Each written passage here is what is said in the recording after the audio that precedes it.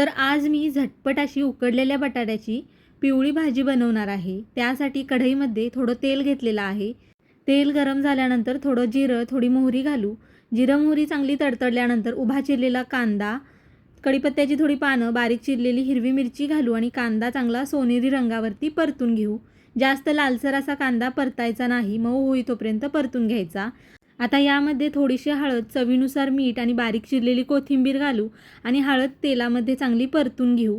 मीठ आत्ताच घाला म्हणजे बटाट्याला सगळीकडे मीठ लागतं। हळद चांगली परतून घेतल्यानंतर 3 मीडियम आकाराचे उकडलेले बटाटे साल काढून चिरून घेतलेले आहेत ते घालू आणि चांगलं मिक्स करून घेऊ। मिक्स करून झाल्यानंतर बारीक गॅस करून यावरती एक 4 ते 5 मिनिटांसाठी झाकण ठेवू। अधूनमधून झाकण उघडून चमच्याने मिक्स करून घ्यायची, म्हणजे भाजी कढईला लागत नाही। तर थोड्या वेळानंतर बघू शकताय मस्त झणझणीत अशी उकडलेल्या बटाट्याची पिवळी भाजी तयार झालेली आहे। घाई गडबडीत अगदी झटपट अशी ही बटाट्याची भाजी तयार होते आणि चपाती पुरीसोबत खायला तर एक नंबर अशी लागते। तर नक्की एकदा करून बघा।